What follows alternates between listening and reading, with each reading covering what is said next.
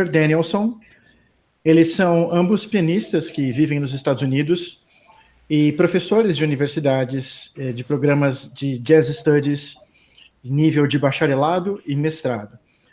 O Chris Rottmayer, ele viveu em Orlando por muitos anos e trabalhou na região de Orlando. Ele foi pianista dos parques da Disney por muitos anos e ainda trabalha eventualmente com a Disney. Ele leciona na University of South Florida e no momento ele está concluindo o doutorado dele na University of Wisconsin, na cidade de Madison. O Per Danielsson, ele é professor da University of Central Florida, que é de Orlando. Eles dois se conhecem pessoalmente, como vocês dois devem ter percebido, nós três já nos encontramos juntos algumas vezes. E o Per é um pianista sensacional, com um toque sensacional. Ele é formado pela University of North Texas, depois ele estudou na University of South Florida também. E são dois pianistas excelentes, nós temos muita sorte, é a primeira vez que a gente vai ter dois entrevistados ao mesmo tempo. Nós estamos com dois profissionais muito completos e são dois grandes amigos meus também, além disso. E eu tive aulas com os dois, eu estou cansado de ver os dois tocando e ver o estilo dos dois tocando. Okay, let's go. The first question is the easiest one. Would you guys be able to speak a little about your career, one each time? You start, Chris. Yeah, okay. Well, so I owe a lot of my career to Per Danielsson. Eu devo uma parte da minha carreira ao Per Danielsson. Well, seriously, I went to college as a young kid and ended up playing a lot of gigs. Eu fui para a faculdade quando eu era um jovem e acabei tocando em um monte de gigs, um monte de shows. And eventually I got a gig on a cruise ship. And I did that for almost 10 years, working on cruise ships. Eventualmente apareceu uma gig para tocar em navios de cruzeiros e eu passei cerca de 10 anos tocando em navios de cruzeiros. I moved to Orlando in, I don't know, 1998-ish, and started working for Disney in 1999. And I met Per, and honestly, Per did give me some of the first work, and he's always been generous referring me for work in Orlando. And so I do owe him a lot for getting involved in the scene in Orlando. But I spent about 20 years in Orlando. Eu me mudei para Orlando em 98, comecei a trabalhar com a Disney em 99, mas aí conheci o Per Danielsson e, na verdade, ele acabou me indicando para muitos shows, então eu devo muito a ele. During that time, you know, when I was in Orlando, I did a lot of different types of work, basically any type of work you can think of in the music business. I was on some television shows, I did recording sessions, I did jazz album sessions and played live jazz gigs, and I played theater gigs, and I just did anything I could possibly do within the limits of what I was able to do. Nesse tempo que eu estive em Orlando, eu toquei todos os tipos de gigs que é possível alguém ter. Eu fiz apresentações em teatro, sessões de gravação, e fiz tudo que era possível dentro daquilo que eu tinha condições de fazer. And then I decided to go back to school in 2011 and start to work towards becoming a professor. And went back and finished my bachelor's degree. I did a master's degree at the University of South Florida, where I was teaching at the time. And then now I live in Madison, Wisconsin, and I've completed all my coursework for a doctoral degree in piano performance. Em 2011, eu fiz o meu mestrado na University of South Florida, bem depois de ter terminado minha educação na faculdade. Ele se refere ao bacharelado, bem depois de ele ter feito o bacharelado. Chris, can you please repeat what happened after you finished your master's? Well, I tried to apply for some jobs, full-time jobs as a college professor, and realized that I would probably need a doctoral degree. And at the same time, my wife actually applied for a job at University of Wisconsin, And we both ended up getting opportunities, me to come and do a doctoral and her to teach voice. Okay, So we I moved know, to I Madison. know. I know that story. I think I can explain. Ele disse que na época que ele estava fazendo mestrado, ele começou a lecionar na University of South Florida, onde o trabalho dele é de tempo parcial, e que nesse meio tempo ele tentou encontrar um trabalho full-time, um trabalho de tempo integral, mas que ele percebeu que era difícil conseguir sem ter um doutorado. Então, que nesse meio tempo, a esposa dele conseguiu um emprego na University of Wisconsin-Madison, e, simultaneamente, ele foi aceito para o programa de doutorado, e por isso ele foi para lá e está completando o programa dele de doutorado em performance de piano. Ele disse que ele já completou a parte das disciplinas, ele está fazendo o trabalho final. Okay. So a couple of highlights. I've been the professor of jazz piano, or instructor of jazz piano at the University of South Florida since 2007. Again, when Per left, Per got a full-time job and recommended me for teaching at South Florida. So I've been there ever since, and I still teach lessons there. Eu ainda ensino aulas na University of South Florida, estou lá desde 2007, quando o Per saiu. Então, eu entrei lá assim que o Per saiu e estou lá até hoje. Okay. And yeah, go ahead. And Per, would you please speak a little about your career? Sure. It's a lot of the same stuff as Chris said, because I just did it earlier than he did. I came over from Sweden in 1984 to the University of North Texas. I was going to stay there for 1 year, and I ended up doing 2 years of school, and I met my wife there. My wife, we're still married, and we met there, and I ended up just staying in the United States. And in first time I worked for Disney was actually in 1986 in a college program in the summer. And basically I just ended up staying here and got hired professionally at Disney after that. Ele disse que ele foi para os Estados Unidos, ele é da Suécia, ele foi para os Estados Unidos em 1984 para estudar por 1 ano, acabou ficando por 2 anos, ele conheceu a esposa dele, que é uma saxofonista lá, e ele depois acabou ficando mais tempo. Através de um programa da faculdade dele, ele acabou conseguindo a primeira gig dele para tocar na Disney, e depois foram aparecendo outras.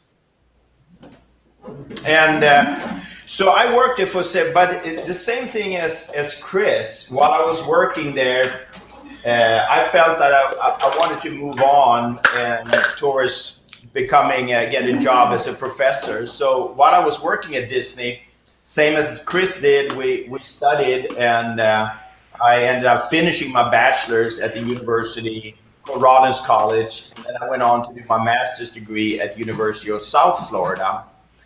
And yeah, you go ahead and translate. Enquanto eu estava trabalhando lá, eu terminei o meu bacharelado pela Faculdade de Valência, e depois eu segui para o meu mestrado pela University of South Florida. Yeah, and during that time, I was like Chris. I did every possible gig in town. We worked all the time. And after I finished at the University of Florida, I got hired there as the piano teacher. And I was there until 2007 when I got a full-time job at University of Central Florida. And it was just perfect because then Chris got the job at USF. And it's great that Chris and I have been for many years been colleagues in town, and we basically shared gigs and traded gigs, and it was really fun to have him in town, and I miss having you here, Chris. Thanks, man. I miss it too. O Per disse que ele acabou o mestrado dele, ele conseguiu uma posição para ensinar na University of South Florida, foi contratado como professor, mas que um tempo depois ele acabou conseguindo um emprego full-time na University of Central Florida. Então, a South Florida fica em Tampa e a Central Florida fica em Orlando. É 1h30 de carro, quando o trânsito ajuda, é 1h30 de carro. E o Per disse que foi perfeito para ele, porque ele conseguiu o emprego que ele queria e apareceu uma oportunidade, então, para o Chris lecionar na University of South Florida. E que ele fez todo tipo de gig possível, assim como o Chris comentou também, e que eles se conheceram, eles são colegas, e no tempo que eles moraram na cidade de Orlando, os dois simultaneamente, que eles trocaram muitas gigs um com o outro. That's very cool. I have a question just for my curiosity. I always think about that. Who was the professor before you? Eu perguntei para o Per quem era o professor antes dele. Before me? Yeah. Actually, Chuck Owen was teaching arranging composition, but he was also teaching the jazz piano. Okay. Yeah. Chuck Owen. Yeah. Yeah. All the questions lead to Chuck in the end. Everything leads to Chuck. Yep, that's so true. Okay. Let me go to the second question. Vamos ir para a segunda questão. Espero que temos o máximo possível de pianistas aqui. One of the students said that Per came like very nicely with the Brazilian t-shirt, the Brazilian jersey. Yeah. Essa foi a reação que eu tive quando eu fui ter aula com o Per pela primeira vez também. Ele abriu a porta e me recepcionou com a camisa do Brasil. Okay, let's go to the question. How did you guys learn to play your instrument, started learning to play your instrument, and what have brought you guys to the music level, to the music skill level that you guys have today, and to the musical identity that you guys have today? Want me to start, Chris? Yeah, go ahead, Per. Well, for me, my dad was a jazz guitar player. I mean, he was an architect as a profession, but he was a jazz guitar player. And so I always had this music in my house. O meu pai, ele era um guitarrista de jazz. Ele era um arquiteto, mas ele também era um guitarrista de jazz. Então eu sempre tive a música na minha casa. And I always love jazz music. I can't tell you why, and I can't tell you why some people love country music, some people love certain classical, some people like jazz. What determines that? I'm not really sure. But I always there was something in jazz that to me had a depth in the music, more so than other music styles. Eu sempre gostei do jazz, eu sempre gostei do som do jazz, eu não sei porquê, eu não consigo dizer qual é o motivo pelo qual algumas pessoas gostam do country ou de outros estilos, por exemplo, mas sim alguma coisa na profundidade do jazz que eu sempre gostei mais do que outros estilos. Yeah, definitely there's a lot of people in the United States that like country music. And I'm sure you guys love it too. I'm just kidding, just move on. Well, there's some good country music. Which country? Yeah. But you know what? It's interesting. So therefore, I had to drive, and I was excited about the music, and I just want to figure out what it was. And I played piano, took piano lessons, so it was just natural that I did that. And then throughout the years, and that still keeps going, you meet people that you are impressed with, and you try to ask them, what do you do, and what was that, and how do you do that? And the constant learning process is, to me, what's so exciting of being in music, and for us, jazz music. Ele disse que aí quando ele escutava, ele começou a aprender piano, e uma das coisas interessantes é que ele via outras pessoas tocando e ele ficava curioso para saber o que você está fazendo, o que é isso.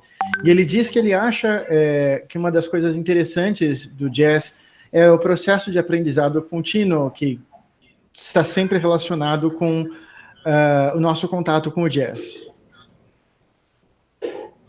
And and that's something that continues today. I mean, I'm just as excited about the music now as I was when I was 15 years old. That that to me hasn't changed, and that's kind of what drives me to try to learn and try to get a little bit better playing the piano, a little bit better writing music, a little bit better everything in the music.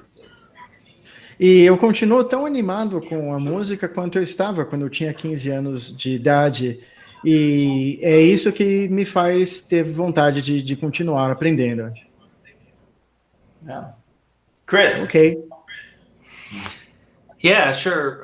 The original question was about what inspired me to become a jazz musician and how I got interested in jazz music. Yeah, how did you started learning your instrument, and what have brought you to the musical level you have today and to the musical identity you have today?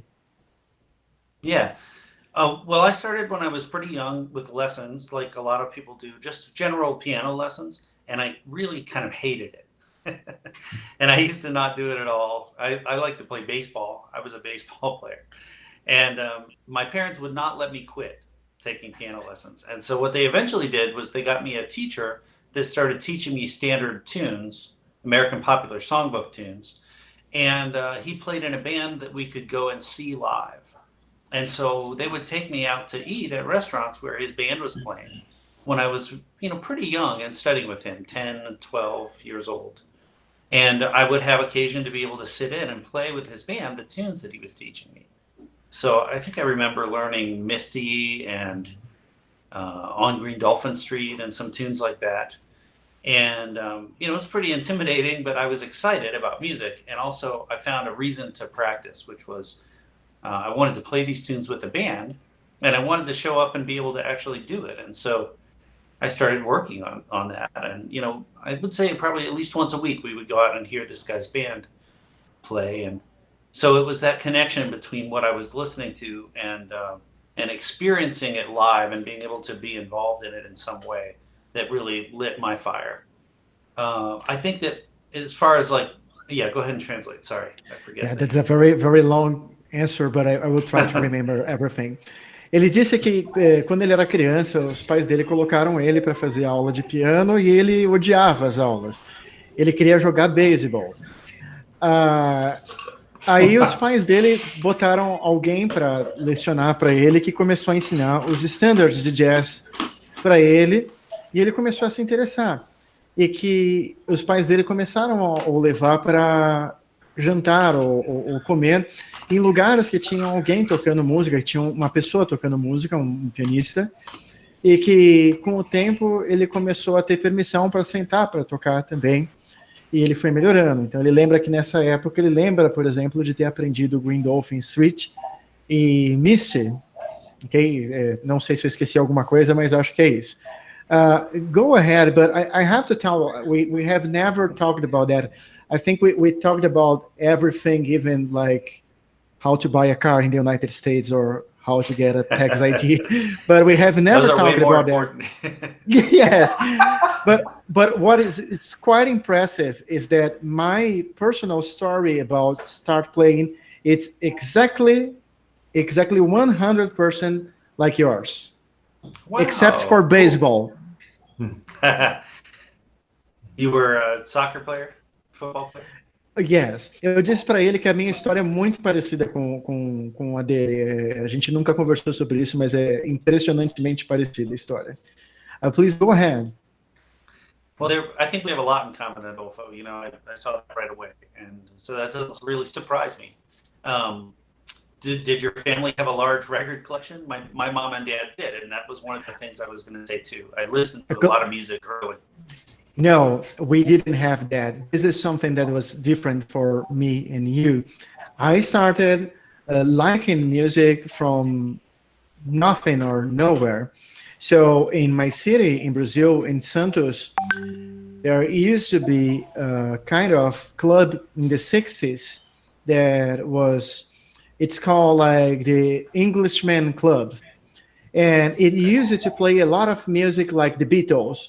So there is a whole generation of older people in my hometown that enjoy the music of the Beatles. And I have found the Beatles because everyone was always talking about that. And after I found the Beatles, after some years, I found Queen. and Yanni, and I felt in love with the music of Queen and Yanni. And from then, I started listening to all the sort of music until I reached the jazz music finally. But I started playing before I started listening to music. I will have to translate all of that.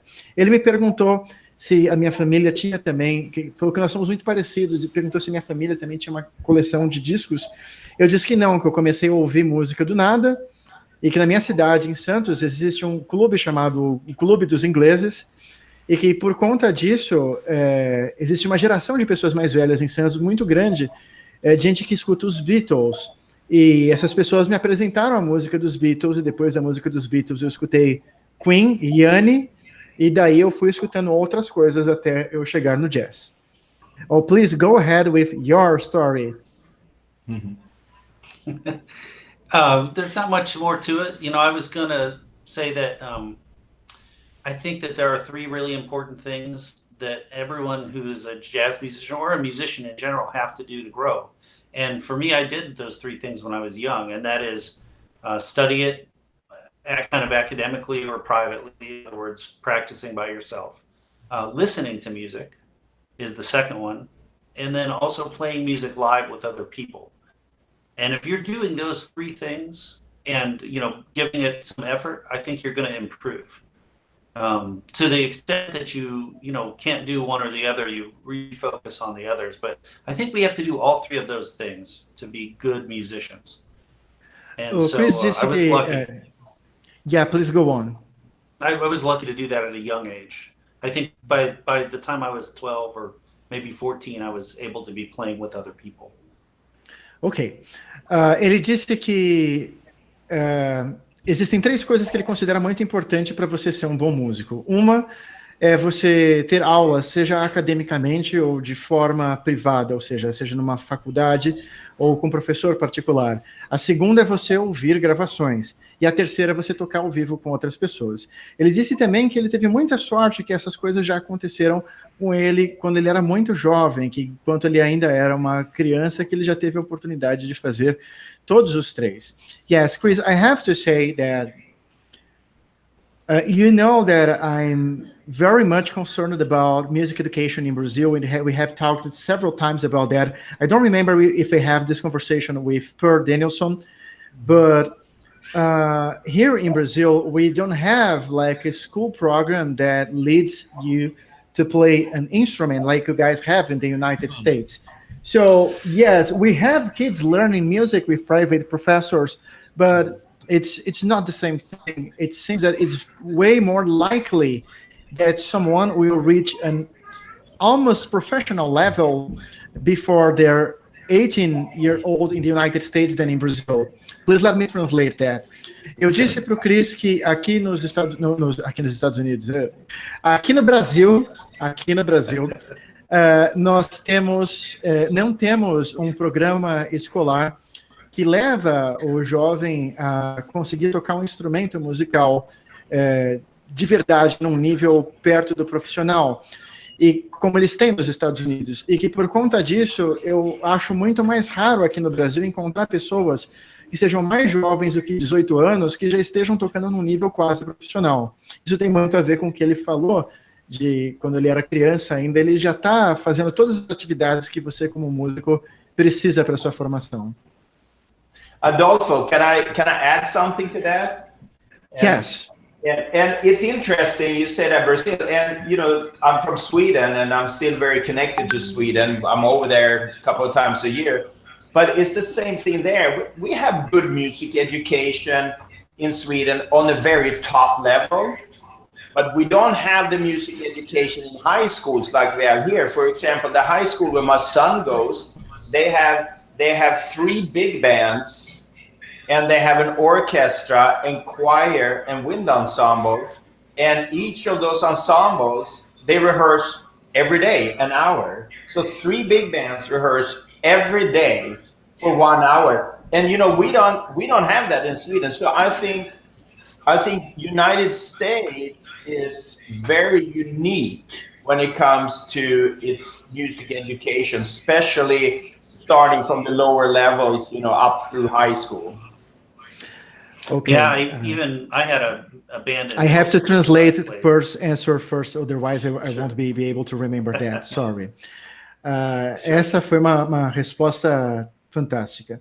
O Per disse que na Suécia eles também têm uma educação musical que é de muita qualidade, mas que eles não têm educação musical no ensino médio como existe nos Estados Unidos. Ele disse que numa escola típica nos Estados Unidos, no ensino médio, as crianças têm aula de big band, de coral e de orquestra. E você tem cerca de 3 big bands para cada escola, e as crianças ensaiam 1 hora por dia durante os 5 dias por semana. É muito interessante ouvir isso, né? Para a gente aqui no Brasil é engraçado e triste ao mesmo tempo. But that is sad and funny at the same time for us. Yeah. Please go on, Chris. You have something to say. I was going to say that I was, it was not uncommon when I was coming up for a middle school to have a performing ensemble or 2. Maybe a wind band, and then also what we called a stage band at that time, which was like a jazz band. So I played when I was in middle school in a stage band for all 3 years, and that would have been like age 11, 12, and 13.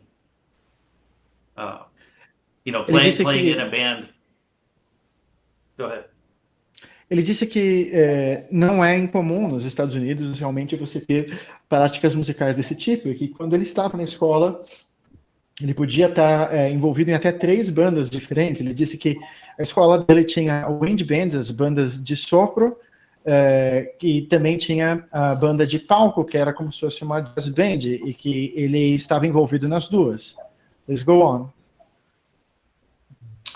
I just think that it gives such a great experience. I remember spending time with my middle school band director. He would transcribe things like Michael Jackson tunes for us to play. And the school had a synthesizer I could play on a Prophet 5. And so I played Thriller on a Prophet 5 in middle school in a band. That's quite a school, man. It doesn't get cooler than that. Yeah. Ele disse que na escola dele, ele se lembra do professor dele, da banda de sopros, dele transcrever músicas do Michael Jackson para eles tocarem. Ele falou que ele se divertiu, que foi uma época boa, e disse que a escola dele tinha um sintetizador, que tinha um Prophet 5 que ele podia tocar na escola. That's very cool. Please, let's move to another subject. Like, if I am with you two guys, we can talk for like 10 hours and about one subject. So let's move on. I have some questions about how is the work in the United States. I will ask you guys, as we have 2 people answering, I will ask you guys to try to give very brief answers because I have a lot of questions about this subject, okay? Sure. What is the average of performances you guys have in a regular month? Well, are you talking now? Not of course during this pandemic, because the answer is 0 for all of us right now, obviously. Yes, I know. Right. O Per disse que durante a pandemia a média tem sido 0. But normally, you know what? It was funny. There was a time when I started at Disney, and I think there was the same for Chris there when you came here.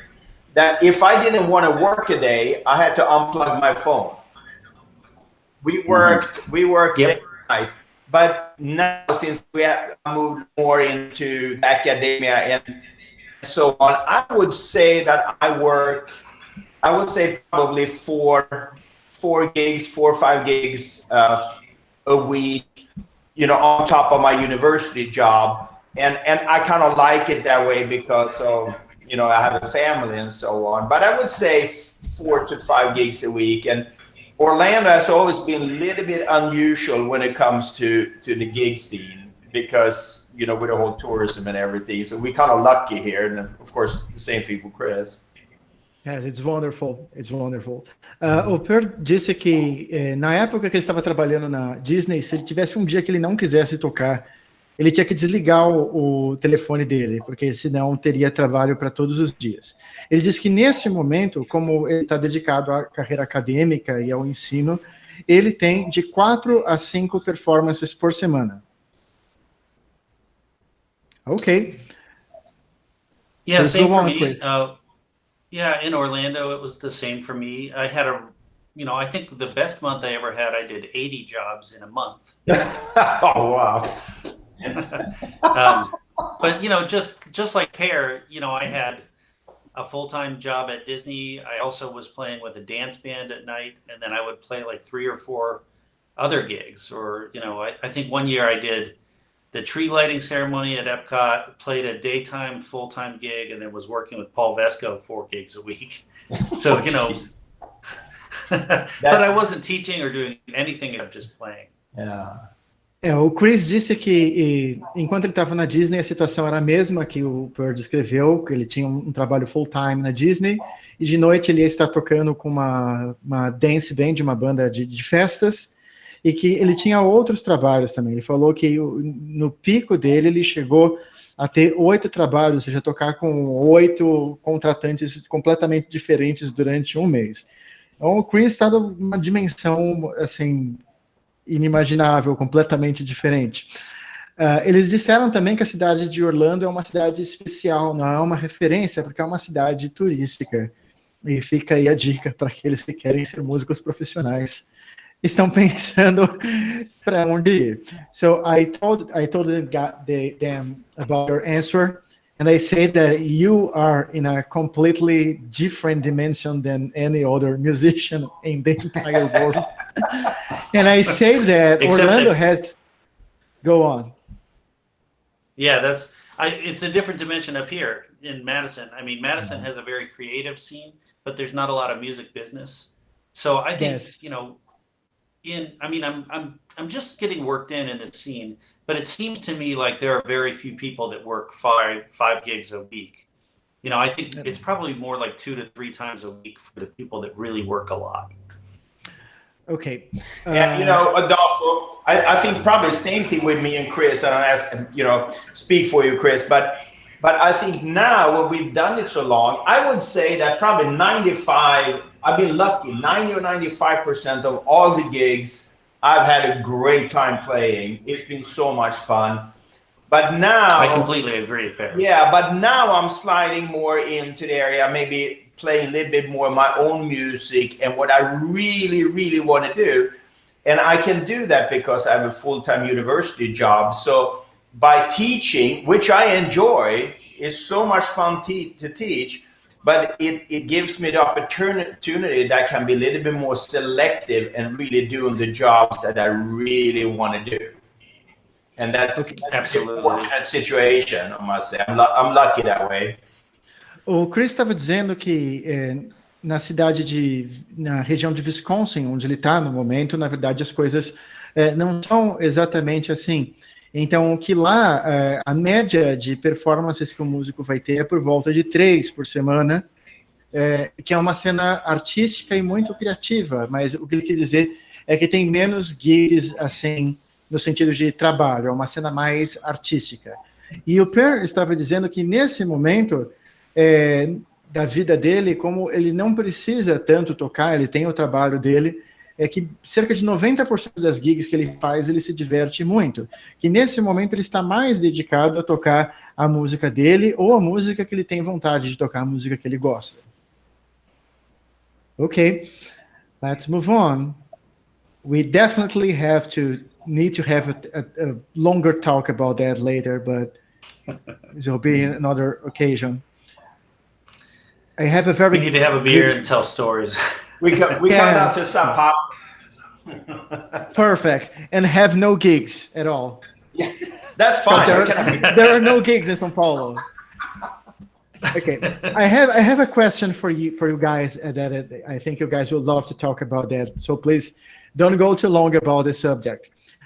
Would you guys be able to talk to us about how is the work of playing or leading jam sessions? And would you guys be able to give examples of how this works in places like Pilar's or other similar places? O Pilares é um bar de jazz de Orlando que tem jazz sessions aos domingos, tá? Please go on. You want me to start, start? Chris? Because you kind of started the jam sessions there quite a bit at Pilares. Yeah, so I was missing very much the kind of jam session that I grew up with in Columbus, Ohio. And so I wanted to replicate something like that at Pilares. And so there are like some important things. One, you have to have a house band rhythm section of professional musicians. And then I would like to see young players play with more experienced musicians rather than bring a whole bunch of young people up and have them only play together. You know, I think that a jam session should be about giving people an opportunity to play in a professional situation, people who are amateurs. So let me translate that, please. That's important information I don't want to lose. Chris disse que ele, quando ele esteve em Orlando, ele sentia falta do ambiente que ele cresceu em Columbus, Ohio, que tinha as jam sessions, que são eventos em que qualquer pessoa pode subir no palco e tocar. Ele disse que ele decidiu iniciar essa tradição em Orlando e disse que é importante, quando você vai fazer esse trabalho, que você tenha uma banda da casa com músicos profissionais, com uma sessão rítmica de apoio profissional, que sejam músicos bons, porque você vai deixar outros músicos que estão na casa subirem para tocar e você quer que esses músicos toquem com músicos bons. Então, ele queria que os estudantes de música da região, que eles tivessem a oportunidade de tocar com músicos bons. Please go ahead. Most of the time, a good professional jam session will have a sign-up sheet, and we'll try to serve people in order and have them play, you know, perhaps put their name and a tune that they want to play down. It got to the point, Pilares, where I didn't use the sign-up sheet anymore because I just knew almost everyone that was there. So if I met someone new, it was only one person on the break or something. But we would always play one set first as a band and then bring people up after we played a professional set. Ele disse que em uma jam session, na maioria das vezes, você vai ter um papel em que as pessoas vão escrever no papel o nome delas e a música que elas gostariam de tocar, e aí essas pessoas vão ser chamadas.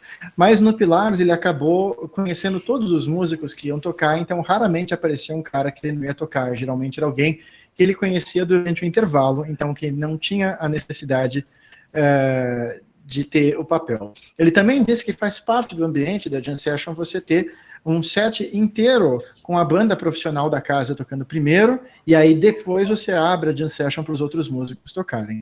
Pessoal, só por curiosidade, isso é novidade para vocês ou vocês já sabiam? Vocês já sabiam como funcionava uma típica jam session de jazz? Sim ou não? Just a second, Chris.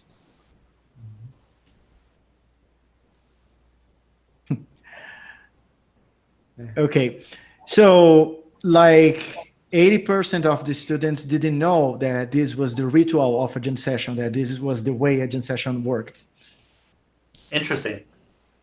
Yeah, because it's not part of the tradition in Brazil.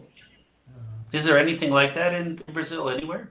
Yes, it's called roda de choro.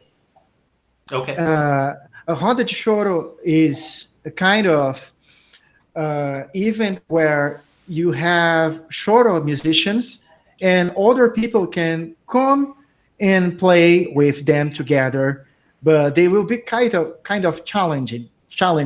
It's slightly similar, but you don't necessarily have them provide the solos. It's more about knowing the tune. O Chris perguntou se nós temos alguma coisa parecida com isso, e eu disse que uma coisa que nós temos parecida aqui com muita frequência são as rodas de choro, que as pessoas podem entrar e tocar na roda de choro, mas que não tem um apelo tão grande para sessão de improvisação. And we have some jam sessions, but it's not as common as in the United States. E eu disse a ele que nós temos jam sessions, mas não é tão comum quanto nos Estados Unidos. A lot of jam sessions. Yeah, go ahead, Per. Sorry. No, I was thinking what we did at Pilares. Chris basically started a jam session, and then when he left, I kind of took it over more. We organized it so on. But what I like to do with them, you know, you hear stories about jam sessions. People come in and okay, let's play giant steps in 1, 2, 1, 2, 3, 4. You know, my goal with a jam session is to organize it in a way so when everybody leaves there, that everybody had a good time. So especially the students, that they can go home and say, you know what, I played with the professionals rhythm section and it was so much fun and I feel so good about it. That's my goal, that everybody leaves there with a really good musical experience on whatever level they're at. Ele diz, o Per disse que tem uma visão sobre as jam sessions, que a jam session é assim, você chega lá e fala, quero tocar jam steps, e contar rapidão e tocar para você mostrar suas habilidades. Mas ele diz que a visão dele da jam session é que um estudante de música possa ir lá e tocar e sair de lá feliz, porque ele se divertiu e ele teve uma experiência útil para ele tocando com bons músicos. I have a very cool story about jam sessions, and I think Per Danielsson was there in that day. Eu disse que eu tenho uma história interessante sobre jam sessions, e que eu acho que o Per estava no dia. Okay, there was one day in Pilars that it was like 7:30 p.m., 7:30 p.m., and the jam session was going to end at 8 p.m. Eu disse que teve um dia numa jam session no Pilars que eu estava lá e era 7:30 da noite, a jam session ia acabar às 8 da noite. Then the Orlando local music students, the horn players, there was a line with horn players, and they wanted to play Mr. PC. Então tinha uma fila de músicos de sopro e eles queriam tocar Mr. PC, John Coltrane. So they played Mr. PC for 30 minutes. They played for 30 minutes. They kept playing for 30 minutes, like they took like 1,000 courses each one. Então eles tocaram Mr. PC por 30 minutos. Tocaram inúmeros coros da Mr. PC. Then it was my turn and the turn of the reading section to solo, and it was already 8 p.m. because the horn guys played for so long that it was too late. Então, era a minha vez de fazer o meu solo, e do baterista, o baixista e o guitarrista. Só que já eram 8 da noite, era hora de acabar a jam session, porque os músicos de sopro, eles solaram por muito tempo. Then I saw the horn guys doing like this. They saying, play the head. Então, eu vi os caras do sopro falando, vamos para a cabeça, vamos voltar para a melodia e acabar a música. And then I looked to them and said, no. I called one of the horn guys and I said, I still have to solo. There's still the guitarist, the bass player and the drummer. Eu disse a um dos saxofonistas, ainda vai ter o meu solo, do baixista, do guitarrista e do baterista. Then he told me, no, because it's too late. We have to close at 8 p.m. The jam session must end at 8 p.m. Então ele me disse, não, vocês não podem solar porque já são 8 da noite e a casa vai fechar às 8 da noite. E eu disse, and I said, we will only stop playing that song after I have my solo, the guitarist will have his solo, the bass player will have his solo, and the drummer will have his solo. Because you guys have been playing for 30 fucking minutes and we have been comping you guys for 30 minutes. And he was like a kid. He was like 18 years old. And he was just looking like, I think no one has ever talked this way to him. And then we finally had our solos. Oh, good. Então eu disse, eu vou ter o meu solo, o guitarrista vai solar, o baixista vai solar e o baterista vai solar. Porque vocês fizeram a gente ficar acompanhando vocês por 30 minutos, então nós vamos solar também. Então ele abaixou a cabeça e aí nós tivemos o nosso solo e só depois que acabou a música. So this is kind of one of the fun jam session stories that we see every day when we go to a jam session. É uma história típica de jam session que a gente vê frequentemente. I have one more thing to add about jam sessions. You know, I really wanted to make that Pilar's jam session a reflection of the kind of sessions that I had when I was growing up. But the one thing I can't control is the makeup of the audience and the engagement of the audience. And that the sessions I went to when I was a kid were very competitive, and the audience was focused on the playing and would give a lot of feedback to the players. So if you went up there and played a bad solo, the audience would boo you, and the audience would react positively if you played great. And they knew what that was. And so that's impossible to duplicate. And so Pilares became a place that was, and it's just a bar, it's a cocktail lounge. And most of the people that come to hear music are just incidentally experiencing a jam session. And they love it. And they love the energy and they love what they see, but they're not engaged like a true jazz listener, critiquing the playing and being involved as a active participant in the music. And I really miss that. That's a lot to translate, I know. Esse é um ótimo comentário do Chris. Ele disse que quando ele cresceu, no ambiente que ele cresceu, em Ohio, quando tinha jam session, o público ele era muito engajado. Então, as pessoas iam ficar super interessadas e aplaudir se você tocasse bem, mas elas também poderiam vaiar se você tocasse mal. E ele disse que no Pilars, em Orlando, o ambiente é diferente, ele é mais amigável. As pessoas estão lá para tocar, tomar um coquetel, e elas estão lá apenas incidentalmente ouvindo jazz. Então, elas se interessam e gostam, mas elas não estão tão engajadas naquilo. Então, o que ele sente falta daquele ambiente, das pessoas estarem prestando atenção, estarem engajadas na música que está acontecendo. That's very cool. Okay, let's move to another subject. Okay, let me know if you guys have to go, but I have very good questions for you, and then later we will talk about the piano players I sent to you guys. I've got another 37 minutes, something like that. Okay. I can be here until 6:30 my time, which is 8:30 your time, maybe? Yes. How is the Jazz Studies program and the bachelor's and the master's programs in the universities you guys teach? Well, we have, our program is that you get 4 years of primary lesson, piano lessons. You study piano, then you get four years, and you have to be, of course, part of an ensemble. And the main focus is to get everybody to play and play all the time. So small groups, big bands, and of course we want the students to practice to get outside of that. But then we have jazz theory, we have jazz history, music business and industry. And at our schools, we focus a lot on the foundation of, the playing. There are certain tunes that all the students have to learn every semester that are important tunes. So that's how we run our program.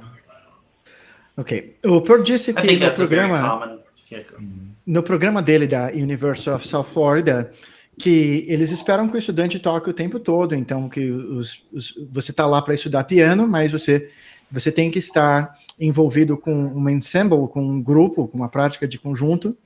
E disse que, além disso, você vai ter aulas como história do jazz, teoria do jazz, os negócios da música, music business, e que existe uma preocupação com as fundações, não tem uma tradução específica para isso, mas com as bases musicais e com o repertório. Go ahead. I think that's a very common... Yeah, you go ahead, Chris. I was just going to say, I think that's a very common setup for a bachelor's degree program. I think at USF, as opposed to UCF, we don't have quite the jazz-specific classes in the undergraduate, but the goal is the same. To place students with instructors for 4 years, to have them learn the tradition, which includes the American Popular Songbook and the vocabulary and the listening background that it takes to be a jazz musician. And then also to instruct them in the theory and performance of jazz. I don't think we really have a history class, but we don't have a music business class for jazz. We do have a jazz piano class for non-piano players that's required for the undergraduate level, which is cool. And then, of course, everyone does a final project that's their own concert. O Chris disse que ele acha que esse é um currículo básico que você tem na maioria dos programas de jazz nos Estados Unidos. Ele disse que no caso da USF, no nível undergraduate, no nível do bacharelado, não existem tantas disciplinas específicas do jazz, mas que de qualquer forma você tem as aulas individuais, você tem um trabalho voltado para aprender o American Songbook, você tem uma preocupação com o vocabulário de jazz, com a linguagem do jazz, e que você tem aulas de história do jazz, mas que, por exemplo, não há aula de music business. Uma particularidade que eu posso falar aqui para vocês, interessante, é que a Universidade do Chris, o mestrado dela, ele é mais voltado para o jazz especificamente do que o mestrado da Universidade do Per Danielsson. Mas o bacharelado da Universidade do Per Danielsson é mais voltado para o jazz do que o bacharelado da Universidade do Chris. I was saying that, interestingly, USF has a more jazz-related master's program, but maybe the undergraduate level music program of UCF has more classes that are strictly related to jazz music. I agree. Yeah. Yeah, and our master's, the master's program at USF is a music of masters, what we call an MM degree. We have a music, a master's of arts, which basically you have to take 3 classes, 1 history, bibliography, and theory. Then after that, you can basically create your own curriculum. So I can, in a way, almost teach almost the same as what Chuck is doing at USF, which is just absolutely fantastic master program down there. But you're right to say that the master's program they have a master's in jazz and we have a master's of art. O Per disse que na UCF, na University of Central Florida, eles têm um programa chamado Master of Art, que ele tem 3 disciplinas que você tem que obrigatoriamente fazer e que as demais você fica livre para fazer aquelas que você quiser. Eu já pesquisei a universidade, o programa é maravilhoso, tipo, tem uma lista com 50 disciplinas, você pode ir lá escolher a que você quiser, é muito divertido. Mas o Per disse que na USF eles têm o Chuck Owen, e graças ao Chuck Owen existe um programa de jazz maravilhoso, então que ele ensina mesmo tipo de classe, mesmo tipo de disciplina, mas que o programa da USF é maravilhoso. E, por sinal, nós vamos ter uma entrevista com o Chuck Owen na última aula. Nós estamos sempre falando sobre ele. We will have an interview with Chuck in the end of this program. We will have Chuck great. and Russell Ferrante from the Yellow Jackets. Oh, wow. The same day. Wow, amazing. I want to hear them. I know. I'll be there for that. Yeah, are you guys fans? Oh, yeah. Oh, yeah. Big fan. But you play with Chuck, Per. I know, but he's still, you know what, Chuck Owen is probably, and Jack too, but Chuck with his arranging, he is probably one of the most exciting jazz arrangers, composers, and I would say jazz musicians in the world today. I mean, I don't have enough good words to say about Chuck Owen. He's absolutely phenomenal.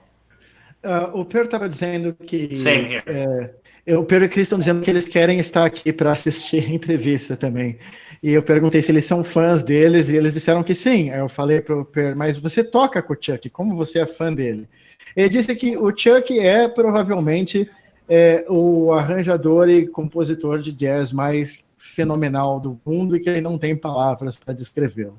A gente fala isso, mas quando vocês conhecerem ele, ele é tão simpático quanto o Per e o Chris, e é um educador fantástico. This online course I'm doing, it's inspired in the Seminar of Jazz Composition class of Chuck Owen. Esse curso que a gente está fazendo online, ele é inspirado no seminário em composição do jazz do Chuck. You know, Adolfo, I think that anybody that knows what they're doing, that attends a university, goes there because they get to know a person that they want to learn from. And yes. I think Per and I are both attracted to learning from Chuck. Mm-hmm. But there's also, you know, jazz pedagogy in the United States has a lineage now. And so you can see some of the teaching from Indiana University come to USF through Jack Wilkins. And you can see the North Texas connection through Chuck Owen. Both of those are long-standing historical pillars of the jazz studies in the United States at the higher education level. And now you're a part of that too, because here you are using Chuck Owen knowledge from North Texas State to teach your students, who are in turn becoming part of that family. And Per is part of that family, and I am part of that family now. And I think that that's the kind of thing you need to look for if you're a student. You need to find a deep program, a program that is steeped in the traditions of jazz education. Okay, I never realized that. I feel like I am kind of the 9th generation of Lee's students right now. No, but that's well said, Chris. That's exactly. I totally agree. And Adolfo, while you translate that, I'm gonna go get the power cord for my computer. Yes.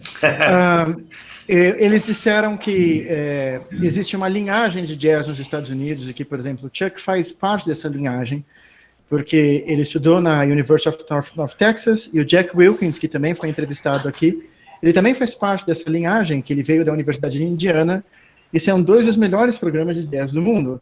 E que nesse momento eu faço parte dessa linhagem, assim como o Chris e o Per fazem parte dessa linhagem, porque eles estudaram também com o Jack e com o Chuck, e que agora que através desse curso eu estou espalhando o conhecimento que veio, que se originou nessas melhores universidades, esses melhores programas de jazz do mundo. Okay, thank you. Let's move on. We have to talk about the players. I will ask you guys a last question, and then we will move to the feedback about the players. I wanted so much to talk about this history of jazz, but we will have to move on. I will ask you guys to answer very briefly some questions, but really, really briefly, because we have to talk about the jazz piano players of this course. Sure.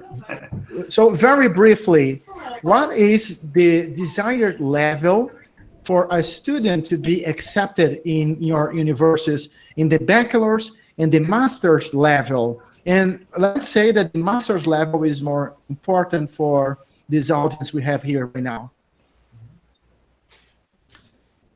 Well, Go ahead, Eric. well, the undergrad, the way I look at it, I listen to them and I look at the combination of skill and their potential.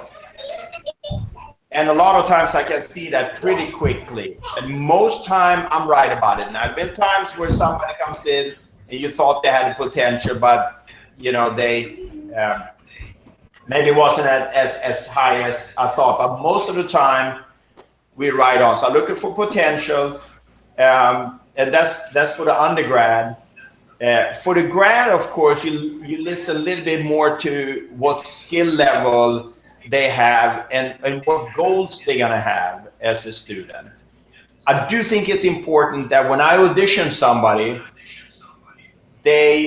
you are actually auditioning me too, because you work close together with your primary teacher.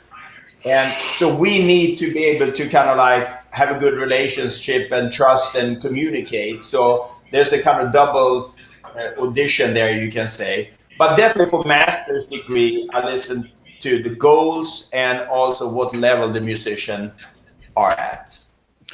O Per disse que para o nível de bacharelado ele se concentra mais no potencial que o músico tem, nas habilidades dele, mas mais no potencial.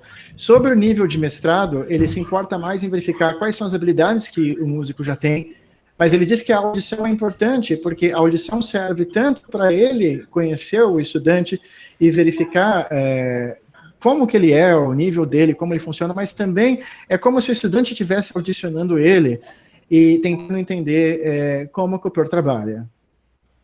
Please go on. O Per também disse que é muito importante que a pessoa confie no professor e que tenha um relacionamento amigável com o professor. Please go on, Chris.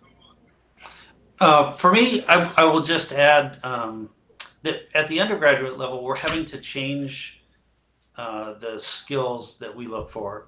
In the past, I would have said that I would want someone to know a good deal of tunes, to have experience playing in an ensemble with other musicians, and to be able to improvise at a basic level, as well as, of course, being able to play their instrument and read music. And a lot of those skills now, yeah, go ahead. No passado, questões que me importaram era a pessoa tocar bem, ter um bom repertório, ter experiência tocando com outras pessoas. Agora ele vai complementar. So it's very rare now that we get an undergraduate student that has all those things. So I think, at least at USF, we've accepted that we need to teach them tunes, and we need to teach them to improvise from scratch. And then also, some of them don't read. And so we have to deal with the fact that the university would like people to be able to read music to come in as a freshman. And I think what we've done at USF is we've kind of created barrier juries where we say, okay, we see a lot of potential in you, like Per mentioned. You have that something we're looking for, but you don't have all of the skills yet. So you have to acquire the skills by the end of your freshman or sophomore year. And then, of course, it's on us to teach those skills and prepare a student to pass a jury where they demonstrate that they can read music at the level we need. O Chris disse que mais recentemente ele percebeu que alguns dos estudantes que chegam, eles não têm todas as habilidades necessárias, eles não sabem tocar muitas músicas, ou eles têm que começar a aprender a improvisar do zero, ou eles não leem bem. E aí ele percebeu que uma parte da missão da USF é ensinar as pessoas a fazer aquilo que elas não sabem. Então, que eles formam uma banca em que um grupo de pessoas vai examinar o potencial daquela pessoa e vai dizer, você tem potencial e você faz isso bem, mas isso aqui você ainda não faz bem. E aí eles vão trabalhar aquelas habilidades dentro da faculdade. Okay, I have a last question for you guys before we move to the feedback of the piano players. And just to avoid going too long, I will ask you guys to answer with only one phrase, and that will be very challenging for you guys, okay? You guys will see how challenging it will be because of my question, okay? But as we haven't discussed piano players, we have to talk about this one. Okay, so the question is, I will mention the name of some piano players that somehow they, I don't know, they awake some sort of attention or something like this in me, but they are not necessarily the most studied in the United States in the jazz programs. I would like you guys to comment with one brief phrase about each one of these and these musicians and their styles. So I will first mention the names of some musicians that we don't talk about that much, and then later some musicians that we talk about all the time. So first of all, the musicians that we don't talk about so much as the main piano players ever. Teddy Wilson. Elegant, sophisticated, and game-changing. Elegante, sofisticado, e what the last thing you said? Game-changing. I guess that means paradigm shift. Okay. Per, what about you? Perfection and uniqueness of the time. Perfeição e toque único. Okay, the second one, Chris, you know this is one of my favorite guys ever. Lenny Tristano. Yeah. Relentless and challenging. Relentless and challenging. Sereno e desafiante. The height of innovation. Highest level of innovation. O mais alto nível da inovação. I completely agree. It's one of the major innovators of music, and we don't give him his value, the value he deserved. Now, my two favorite piano players ever, Hank Jones. Oh, well, Hank Jones is everyone's idol. That's how I would. I don't know why you wouldn't want to play like that once you heard him play. Hank Jones é o ídolo de todo mundo. Eu não sei por que alguém não iria querer tocar daquele jeito depois de escutá-lo. Soa tão bem. The complete jazz pianist. O pianista de jazz completo. Lyle Mays. He died this year, by the way.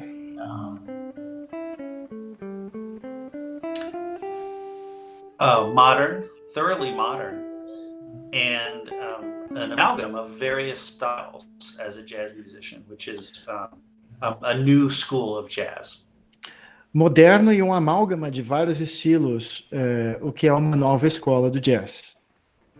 A fantastic depth of knowledge, both in his performance and his writing as well.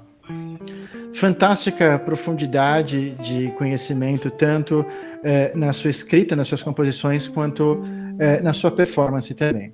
Okay, so this last guy, I found him just today, and I was so amazed because you guys have seen me playing, and I guess this is kind of the sound I was looking for during all my life. I would say that the sound I was looking for is the sound of Lyle Mays and this guy together, Richie Bayrat. Richie Bayrat. Oh yeah. So you have to go listen to Quest. Try to find Dave Liebman's Quest band with Richie Bayrat playing piano. Richie Bayrat is avant-garde and a thorough improviser in every sense of the word. One of my... Oh, you can translate that. Você tem que procurar o Quest com Dave Liebman para escutar esse pianista. Ele é de vanguarda e um verdadeiro improvisador em todos os sentidos. Okay, my answer to Richie Bayrat is going to be an album. That is one of my absolute favorite trio albums of all times. It's called Elegy for Bill Evans. It's called Elegy for Bill Evans with George Mraz and Al Foster on drums. Yeah. Minha resposta sobre o Richie Bayrat é um álbum chamado what's the name of the album again? It's Elegy for Bill Evans. Elegy for Bill Evans. Okay. By the way, I found that he has a composition for Toninho Horta. He has a composition called Horta. That's so phenomenal. Richie Bayrat tem uma composição chamada Horta, em homenagem ao Toninho Horta. E soa muito parecido. Very quickly, one of the students asked if you guys know André Memari. What was the name again? I don't think so. André Memari. He's a Brazilian piano player, kind of in the style of Egberto Gismonti. Oh, okay. No, but please send me his name and I'll check him out. Likewise. Yeah. Okay. Now let's talk very briefly about the guys that you guys study more often. Bud Powell. Well, he invented bebop piano and is the pinnacle of the playing of bebop. And before he was injured. Ok, I know. Ele inventou o piano bebop e ele é o ápice do jazz piano, do piano bebop, antes dele se machucar. Ele foi espancado por policiais por ser negro. I just agree with Chris. That's in one phrase. That's Chris said it, and I agree with that. Concordo com o Chris em uma frase. Bill Evans. You want to go first, Per? Because I'm going to agree with you. I feel. Yeah, Bill Evans. What I tell people is, and Bill Evans is probably my main influence But I tell people, even if you don't like Bill Evans, that's how you play the piano. O que eu costumo, Harmonization, inner voices, everything. o que eu costumo dizer para pessoas é, mesmo que você não goste do Bill Evans, é assim que você deve tocar o piano. Sofisticação, vozes internas, tudo. I concur. Eu concordo. Herbie Hancock. Defines modern piano playing. Herbie is the example of the new school from the 60s, who everyone wanted to be. Define o estilo moderno de tocar piano. O Herbie é um exemplo da escola moderna dos anos 60, de como você gostaria de tocar, se você quiser tocar no estilo moderno. Excitement and surprises. I never know what I'm gonna hear when I listen to Herbie. Yeah. Excitamento e surpresas. Eu nunca sei o que eu vou escutar quando eu escuto Herbie. And at last, Keith Jarrett.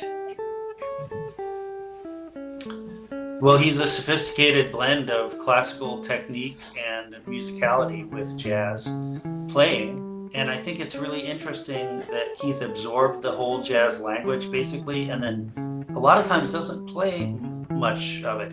He's the guy that plays the least amount of jazz cliches. He seems to have his own language. Ele é um misto de execução de jazz com musicalidade. A dosagem perfeita. Ele não toca muitos clichês de jazz, ele parece ter a própria linguagem. Yes, I agree. I was listening to Keith today, and this is the same way I define it. What Keith is, I was checking Bill Dobbin's masterclass today, and he speaks just the same thing. Like he has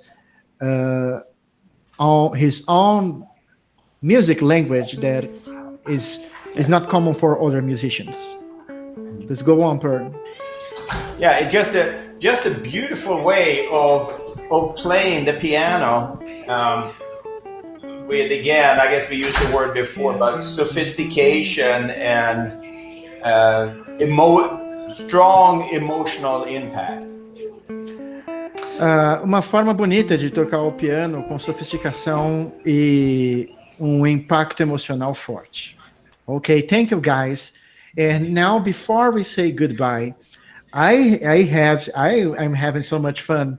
I sent you recordings of 4 students that are attending this course, and I would like you guys to talk about them, and I will let these guys ask you guys one question each one.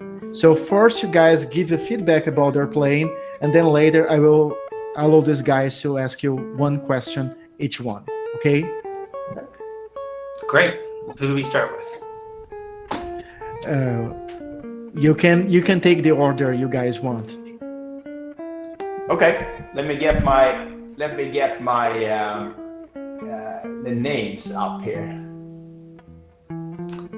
We had Lucas, Gil, Carolina, and Vinicius. Is that right? Yes. Do I say that name right? I know. It's a question for me too. Vinicius. Vinicius. Vinicius. Like the composer partner of Tom Jobim. Yeah. He composed these songs with Jobim. This guy.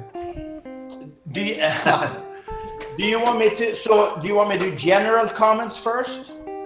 Yes, general comments first, please.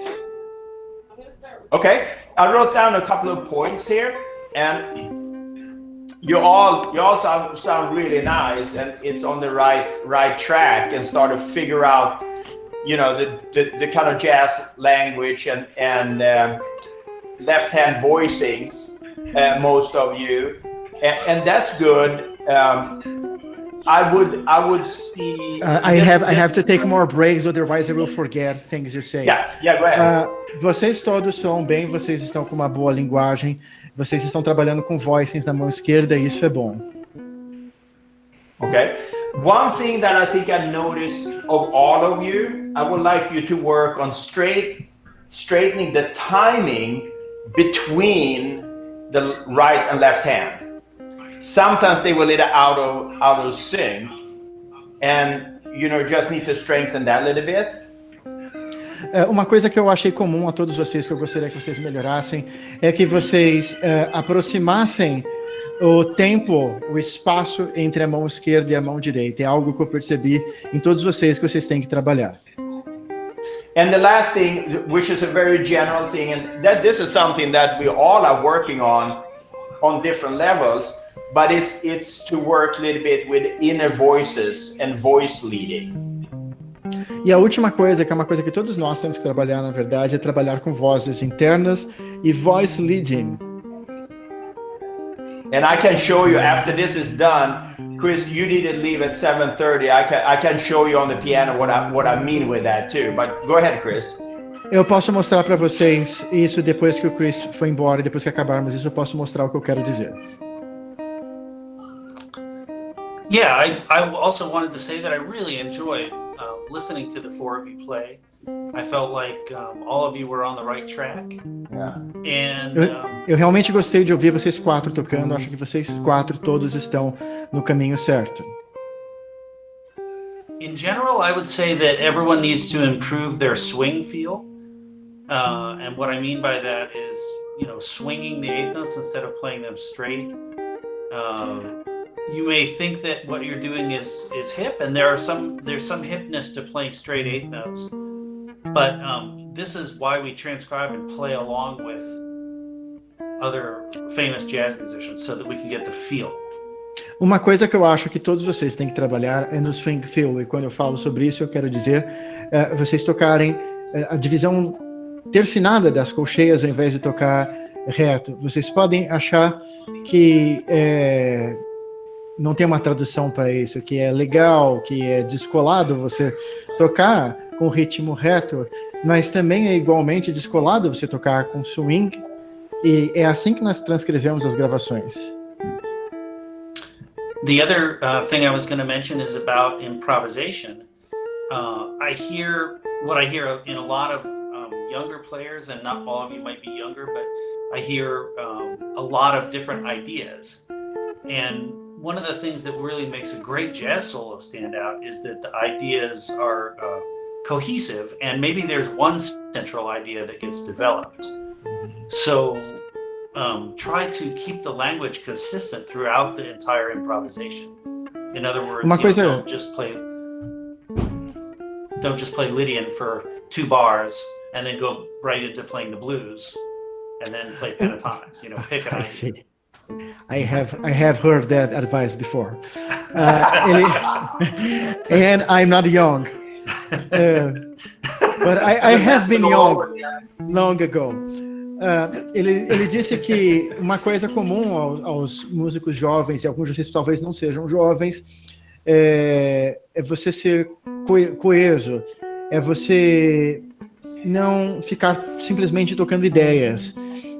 Ao invés de você tocar uma ideia, você partir para uma outra ideia completamente diferente, você tentar trabalhar na continuidade de uma ideia. Às vezes é você ter um roteiro ou você ter uma ideia contínua que você desenvolve durante o solo inteiro. E não, por exemplo, apenas tocar, por exemplo, lídio num compasso e pentatônica ou blues no outro. Você não apenas tocar ideias, mas você trabalhar uma ideia, um conceito. Okay, let's go to the specific comments about the players. Chris, would you like to comment all the 4 players at once, and then later Per goes, as you have to go first? Yeah, since I only have 5 more minutes here, and I don't want to downplay giving individual comments, because I think all of your performances were wonderful, but I'm afraid I probably don't have time. Can I just give one more general comment, and then perhaps Per can spend some more individual time? Yeah. O Chris disse que ele não tem muito mais tempo para ficar, mas que ele vai dar um comentário mais geral e depois o Per vai ficar aqui para dar comentários mais específicos. Go ahead. Forgive me for that. I would say that the last thing I'd like to leave them with is that they really should internalize the song.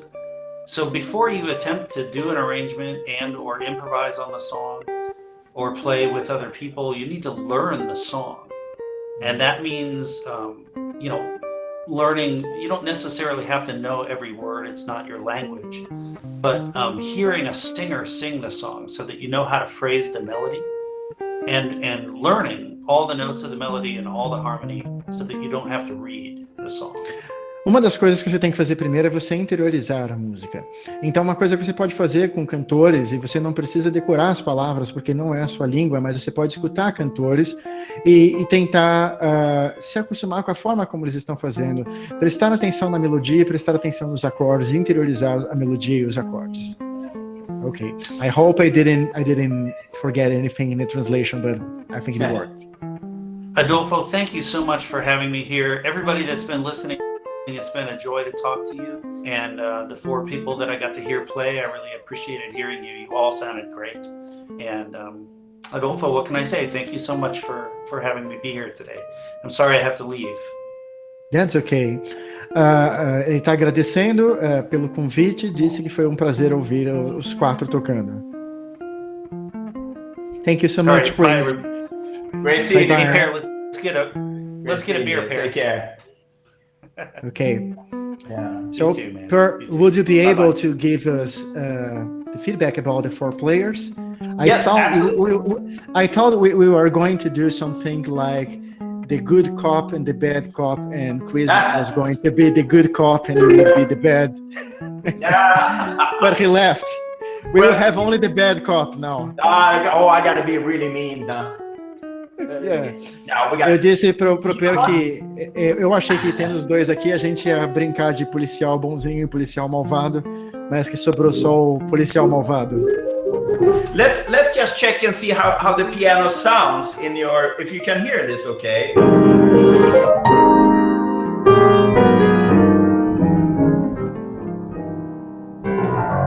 It sound okay in there? It sounds just okay. No, I am kidding. Okay. It sounds very good because it's you playing in a Bossendorfer, so it's fine. Yeah, it's fine for that class. You know, okay, so here's my specific comments, and actually I can give the specific comments to actually Lucas, Vinicius, and Gil. This goes to all 3 of you, if you want to say that. Eu vou dar comentários específicos que servem para o Lucas, o Vinícius e o Gil, e esses comentários que eu vou falar aqui servem para todos vocês. Yeah, and that was that all 3 of you played the melody for the most part with 1 note.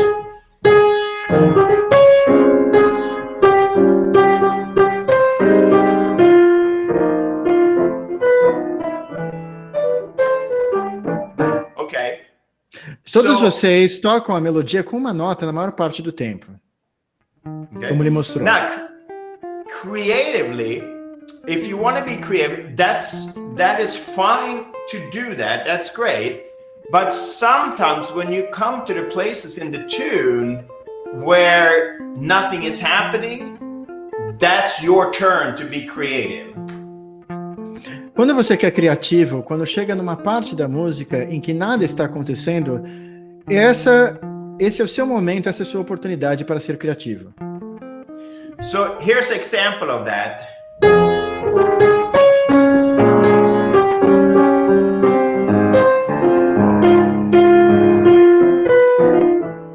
Right here.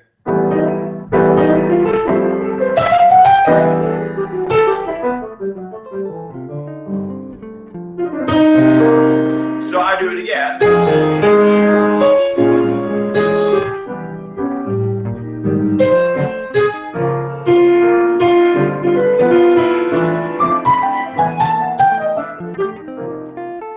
Do you see how I filled that space where nothing was happening?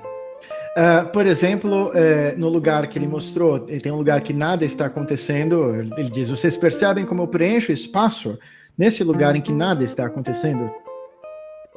And also, I will encourage you, like Chris said, learning the melody is extremely important. But when you have learned the melody, how about, here's an exercise. Tell them I'm going to show them an exercise. Depois que como o Chris disse, aprender a melodia é importante, mas além disso, depois que você aprende a melodia, diga a eles que eu vou mostrar um exercício. So what you do, you just play the bass notes, and now we're gonna do 1 or 2 or 3 notes in your right hand. So maybe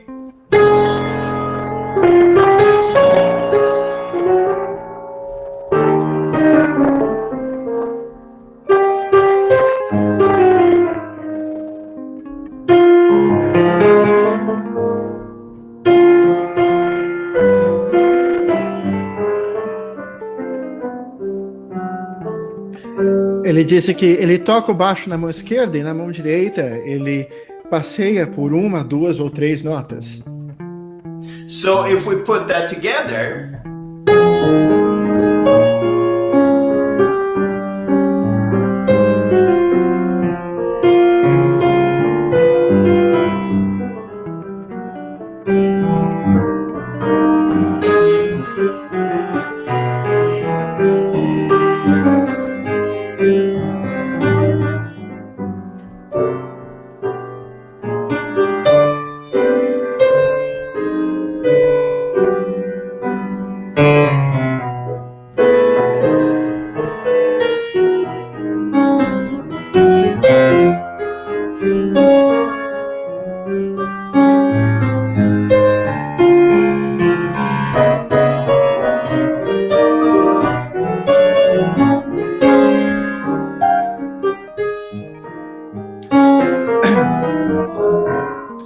Okay. I try to play more. That's maybe a little bit too busy, you can say. But I try to add something extra in the right hand. Pode parecer meio ocupado, mas eu tento adicionar alguma coisa extra na mão direita. So you say that especially in moments that there is nothing special going on, like a melody, like all the things you are, that it's honestly fairly boring because there is not a lot going on. The harmony is basically all of the movement in the song, and there is not a lot of things going on in the melody. Yeah. So you explore additional notes. Eu perguntei a ele se o que ele quer dizer é que numa música, por exemplo, como All the Things You Are, que a melodia não tem muita coisa acontecendo, você tem a oportunidade de colocar mais notas. Okay. And so that's what I did. I basically added some inner lines, and there is, you know, if we were studying every week, we could explore that. The other thing also to maybe study this tune would be to listen and really be careful with the chords that you're playing. So that could be, for example, like this.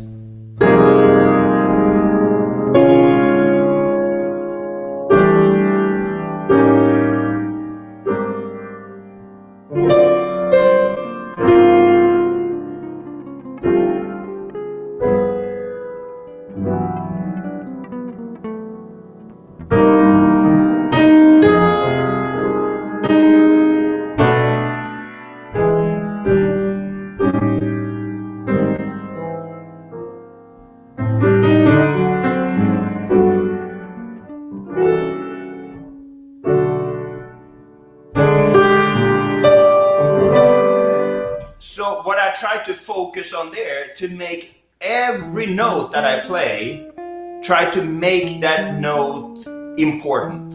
Because if a note is not important, it doesn't need to be played. Você tem que realmente focar nos acordes, você tem que prestar atenção nos acordes, no som dos acordes. Ele chegou a comentar brevemente sobre trabalhar com vozes internas também. Ele disse que você tem que prestar atenção nos tons dos acordes e se certificar de que todas as notas daquele acorde, que todos aqueles acordes e todas as notas daquele acorde são importantes. Porque se uma nota ou um acorde não é importante, aquela nota não deveria ser tocada. And you know, something that I'm working on myself is, and I listen back to recordings, I play way too much. I need to relax a little bit. I feel sometimes I'm a little bit too busy of a player. Uma coisa que eu trabalho, por exemplo, com que eu me exercito, é que eu acho que eu toco demais. Eu sou um pianista que preenche demais e eu tenho que melhorar isso. And a specific comment for Carolina. E comentário específico para Carolina. Yeah, it sounded really good and you're on the right track. But I've noticed that you played a lot in root position.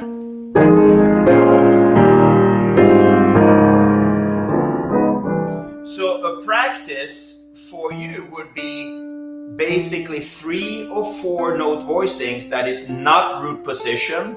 You can translate that? Yes.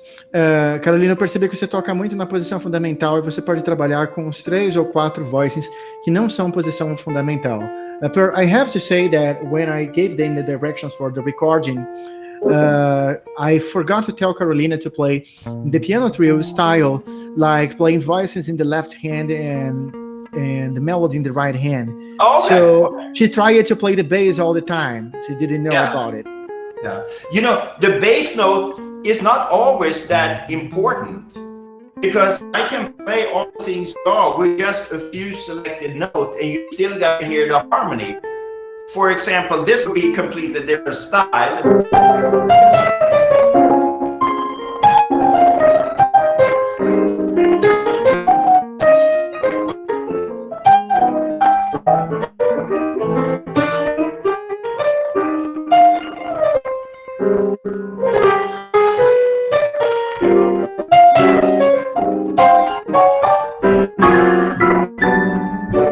Do you see? I just did small, or what we call semi-cluster voice, but it still works. So you don't A nota do baixo não é tão importante. Eu posso tocar All the Things You Are usando apenas os voicings. Como você pode ver, apenas os voicings, apenas as notas do acorde já são o suficiente. Elas funcionam. So those are things to keep in mind. Also, like Chris said, a swing feel, and then really straighten everything else. Because I'm gonna play the first part, and when my left hand is gonna be kind of sloppy and not very, very good. Eu vou tocar essa primeira parte de novo. Eu perdi o resto da tradução. Can you please repeat what you said? Yeah. So I'm gonna play it now with kind of a sloppy left hand. The left hand is not gonna be very exact, okay? Eu vou tocar mais uma vez com a mão esquerda menos exata, uma mão esquerda mais... A tradução ideal seria mais desleixada, mais solta.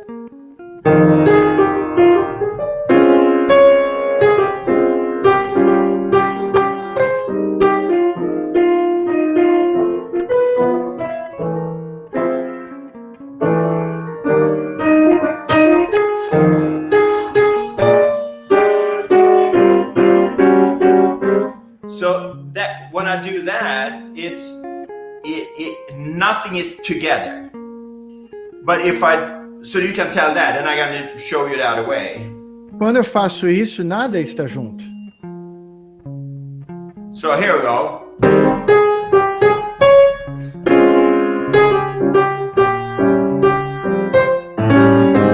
I screwed up.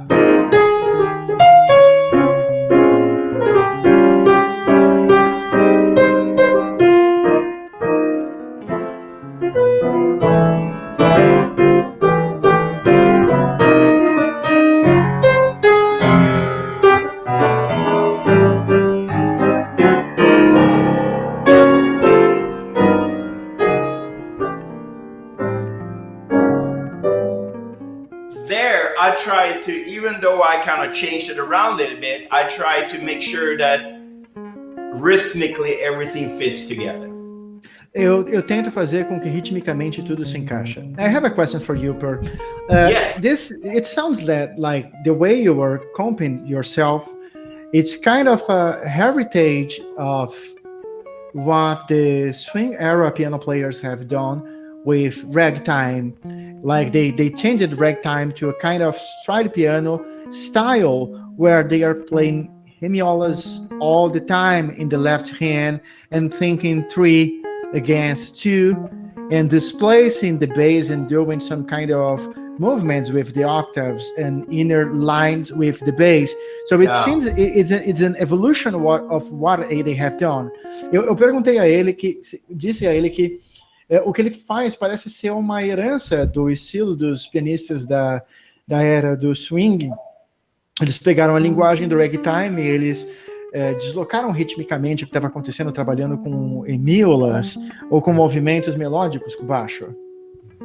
Yeah, that's true. And you know, I think that's something I'm working a little bit with, also trying to here's an important thing to tell them, that improvisation on the piano is not just to play lines.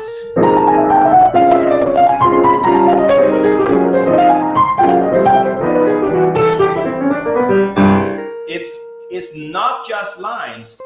We can improvise over the lines, we can improvise over the chords, and we can improvise over the rhythm. Melody, harmony, rhythm.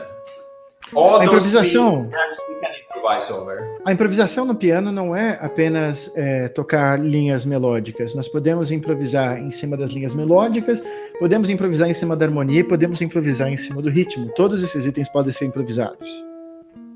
So Okay. if I did some improvisation on just harmony, for example, we maybe get something like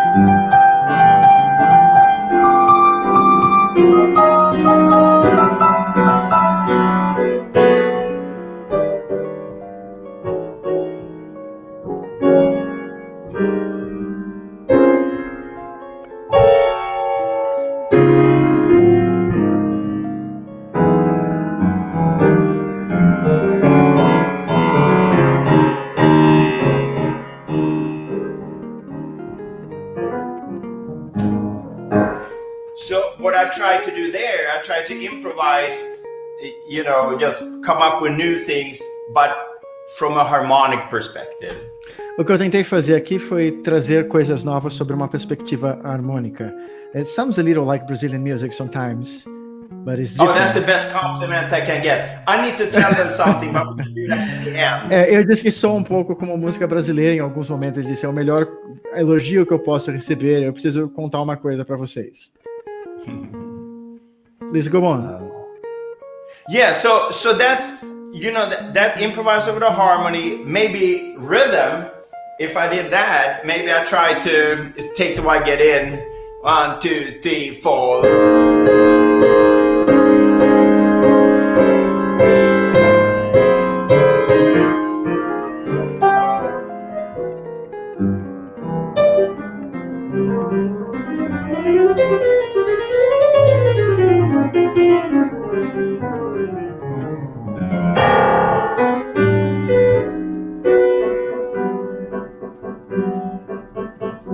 So I try to keep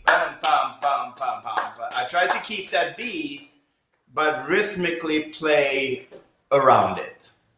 Eu tento manter o beat, uma forma de improvisação rítmica, eu tento manter um beat internamente, ele quer dizer, mas no piano eu toco em volta do beat. So you internalize the rhythmic feel, so you can just have fun with that. Yeah, and then, you know, it takes a long time to get used to it, and then but experiment and play with metronome, and playing along with records is the best. I mean, playing with a record, playing with Miles or anybody, that's the best you can do. Isso toma bastante tempo, mas você tocar com as gravações e tocar com o metrônomo são as melhores coisas que você pode fazer. For finishing that class, and the interview, I said class, it's actually becoming a class. Oh, this is great. It's so much fun. I would like to ask the 4 piano players who sent you recordings, each one of them to ask you one question. Os 4 pianistas que mandaram gravações para eles, cada um de vocês pode fazer uma pergunta para o Per antes da gente finalizar. Let's wait. What is your favorite plate? What's your favorite Brazilian soccer player? Oh, mine? they can come with any question. I don't know. Yeah, exactly.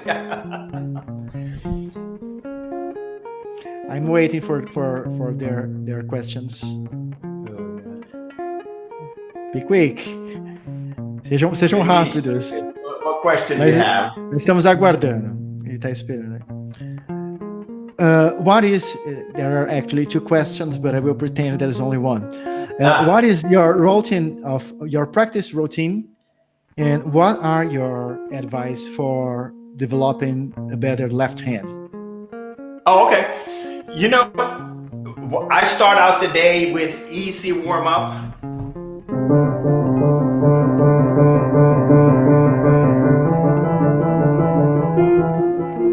Be loose in the shoulders. Then I go on to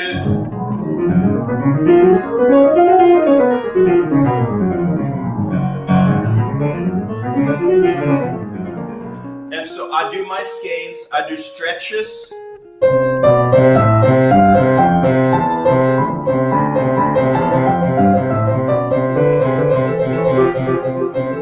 So I do easy stretches, that's for technique. Eu comecei hoje, o primeiro exercício que ele mostrou é tipo como se fosse uma das variações dos exercícios do Anon. Depois ele mostrou um exemplo de escalas. Agora ele está falando sobre alongamentos. And that's for the hands, for getting the fingers working. Isso é para as mãos, para o trabalho dos dedos. Then I have different exercises. For example, I'm gonna decide that today I'm gonna play 2-5-1 progressions in all 12 keys. And when I play over the 5 chord, I'm gonna play a half whole diminished scale.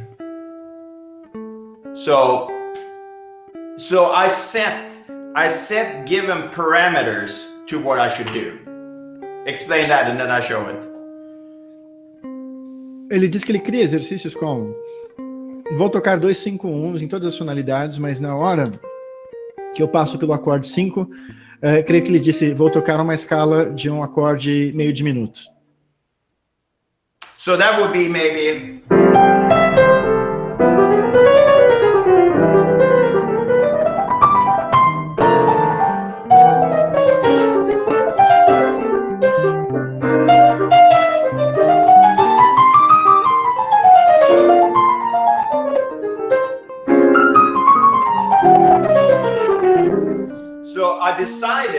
I predetermined what I'm going to play on every dominant chord.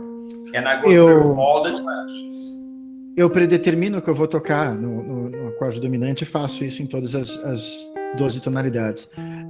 Just let me say something here in Portuguese, and then I will add to you, but it's an information that you already know. Yeah. Existem diferentes escolas e formas de se aprender o piano de jazz, e cada pianista tem o seu.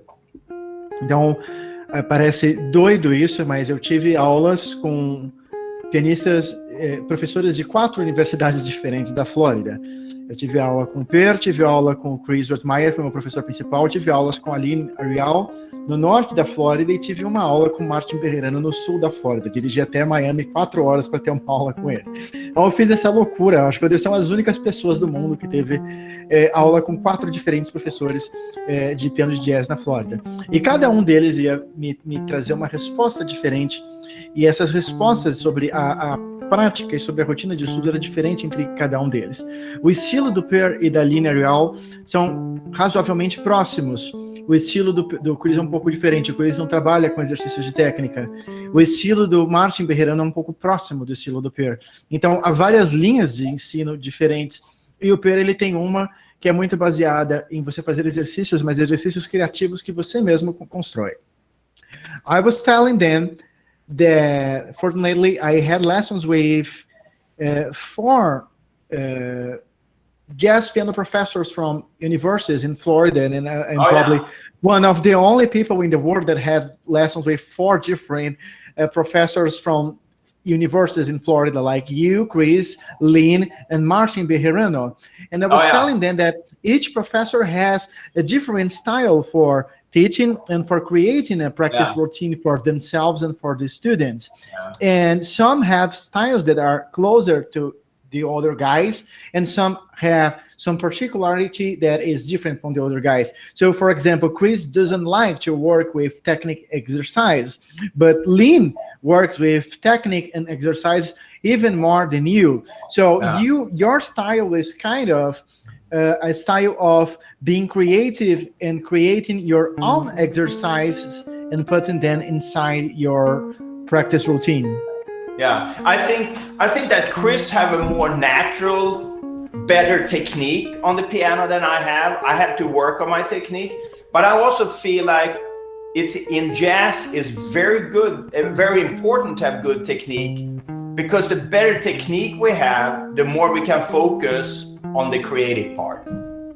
Eu acho que o Chris, ele, por exemplo, ele trabalha menos com técnica porque ele tem uma técnica já mais natural dele. Mas eu acho importante trabalhar com técnica. Eu preciso trabalhar com técnica para mim. E acho que quanto mais técnica você tiver, mais musicalidade e criatividade. Let's go to the next question. Yeah. I would like to know how to practice or study the connection between ideas in a solo or an arrangement, and how to make things more balanced and cohesive in a general manner. Wow, that's a good question. Okay, yeah, you want to have cohesive. Yeah, that's the key word. Because like Chris said, you do not want to do this. Tell him that. Coesão é a palavra-chave. Como o Chris disse, você não quer fazer isso.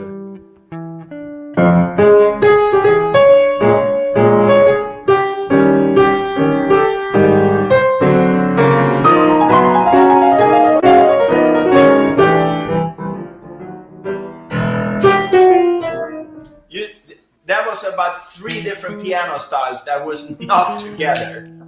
Isso é um exemplo de 3 estilos de piano que não estão juntos. What I like sometimes in my improvisation, if we, as far as harmony, you want to have cohesive chords. So I want to get, if I play all the things you are, I want to do a certain sound with my voicings, and I can do this. No que diz respeito à harmonia, eu quero ter um estilo coeso, então vou, por exemplo, trabalhar com certos tipos de voicings, como tocar assim.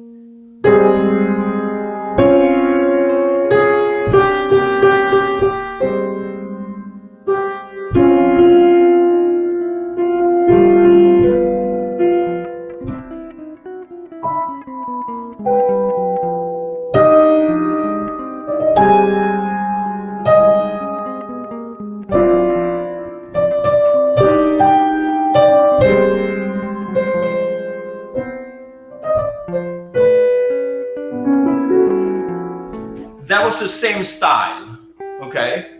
And I kept it through that whole part. I might want to do this.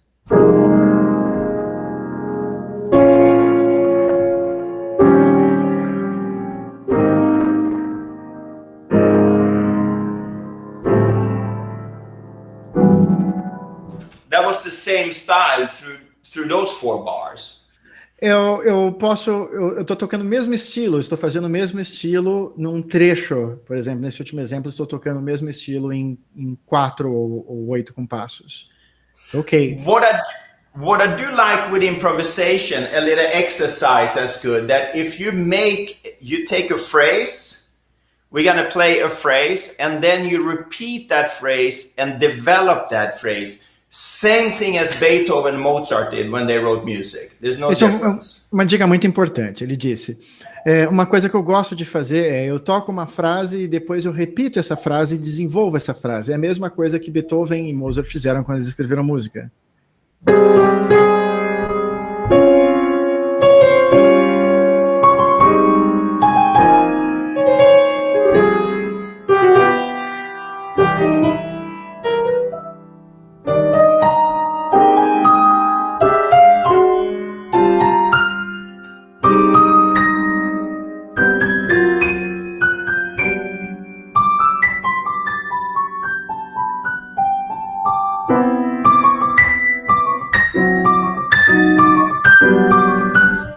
Basically, it was the same phrase I used through the whole thing, but I altered it and I changed it around.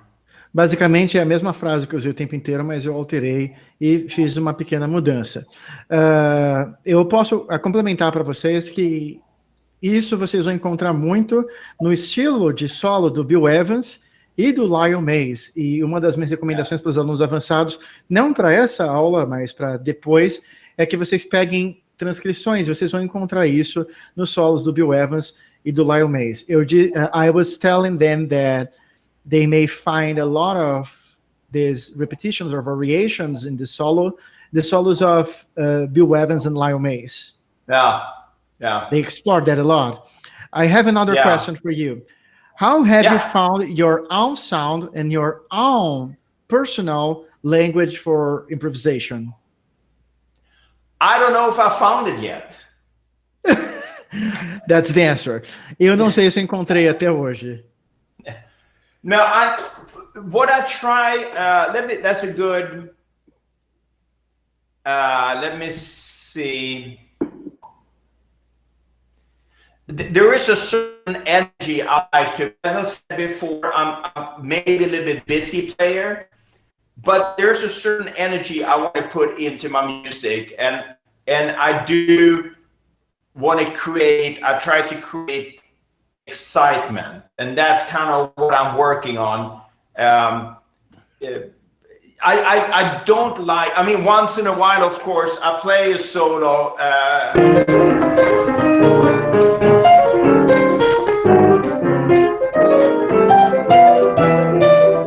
You know, that was all pre-practice material, and I do use it, but I try to focus on developing material that I have learned. Eu me preocupo em não preencher demais, mas ao mesmo tempo eu gosto de criar excitamento, de criar interesse. Aí o exemplo que ele deu, ele estava falando que isso é um exemplo dele tocando bastante. Ele disse que isso é um tipo de material que é pré-momento da prática, mas ele disse que ele tenta criar interesse e excitamento. Okay, let's move to the... Okay, sorry, please go on. No, that was it. So it's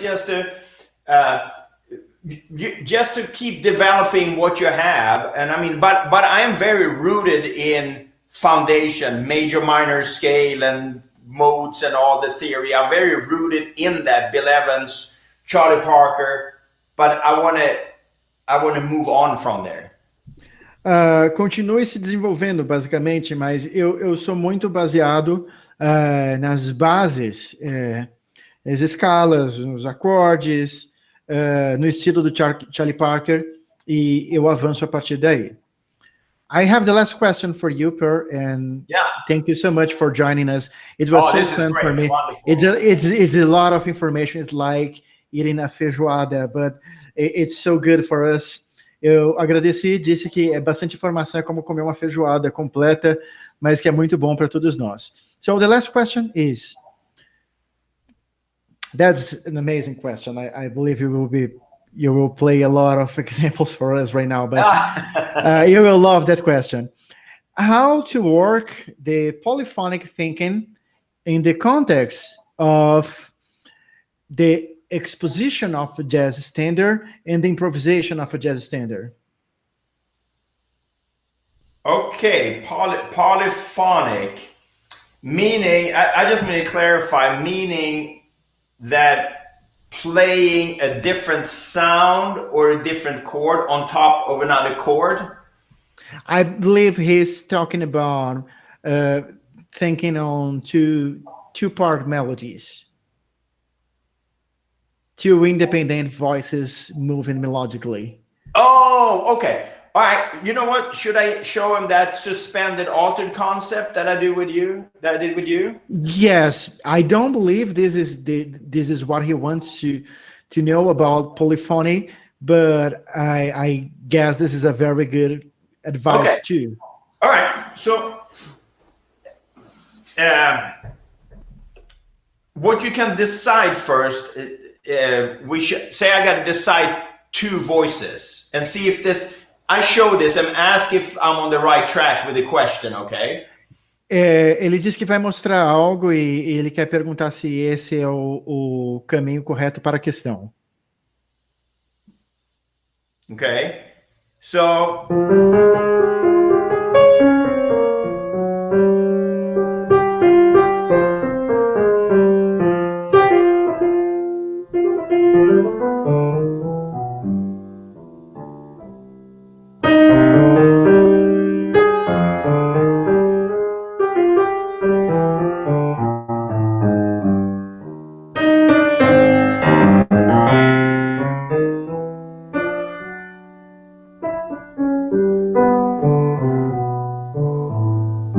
maybe 3 voices.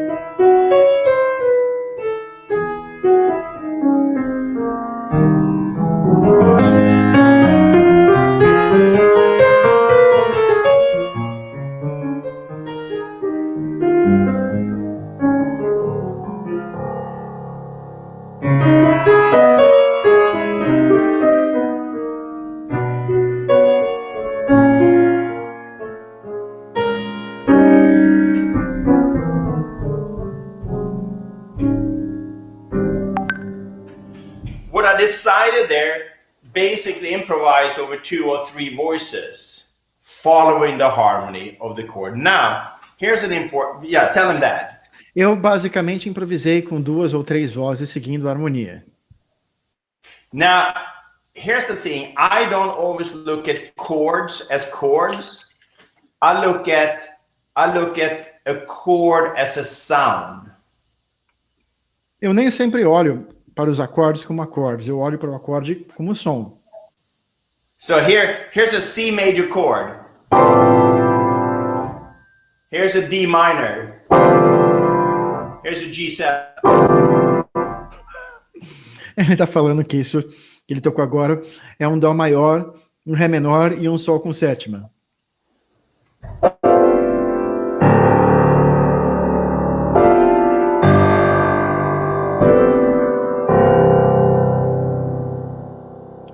So that goes back to theory, music theory, with diatonic chords.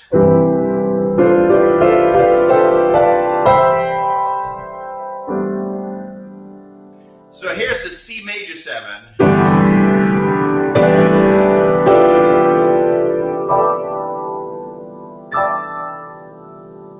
I don't look at that as a C major 7 chord. I look at that as a C major 7 sound. See if that makes sense. Ele demonstrou, falou que isso o traz de volta para a sonoridade dos acordes diatônicos do campo harmônico. Ele disse também que quando aparece um dó maior com sétima maior, ele não pensa num acorde de dó maior com sétima maior. Ele pensa que ele tem que fazer um som correspondente ao dó maior com sétima maior. Here's a C7 sharp 9.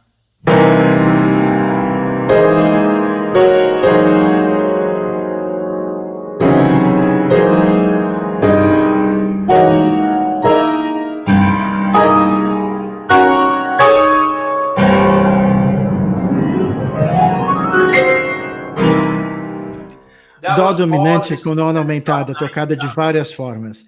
Esses são todos os sons do dó dominante com nona aumentada. So each chord has a scale that works over it. For example, C7 sharp 9 altered has. So therefore I look at that scale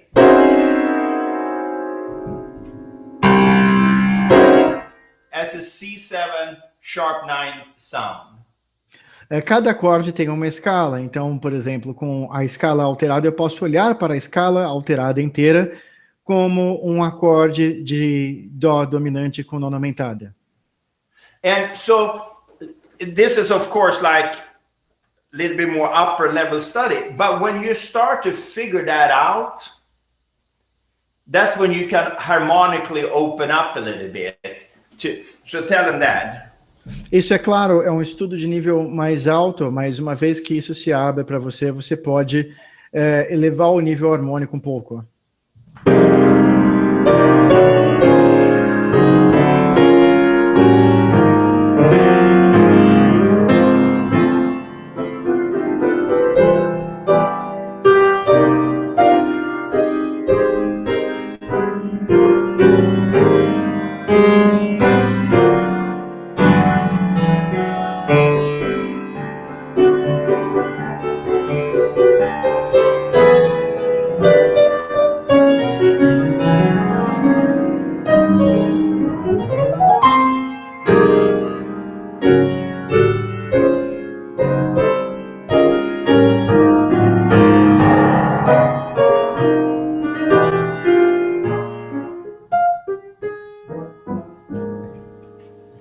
So that's when you can kind of open up and fill things out. And the more knowledge you have about that, it's always going to be easier to play simpler.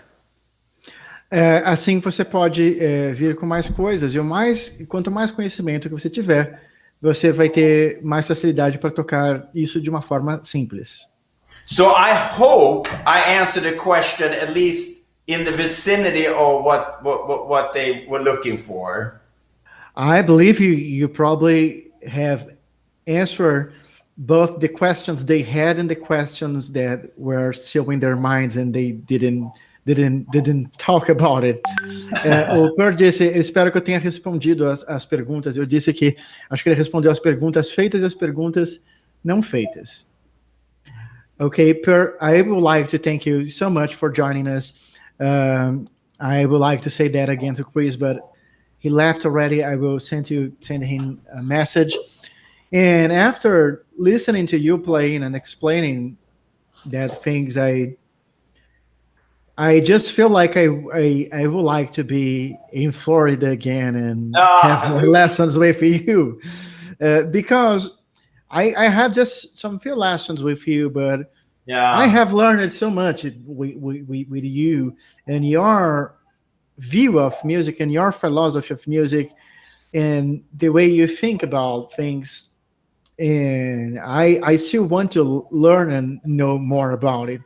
So I hope that even with just a single video call, short video call like this, that these other students, that they were able to benefit, probably not as much as I have done when I spent 2 years in Florida, seeing you playing all the time and going to your home, but I hope they could benefit a little of your knowledge and your playing.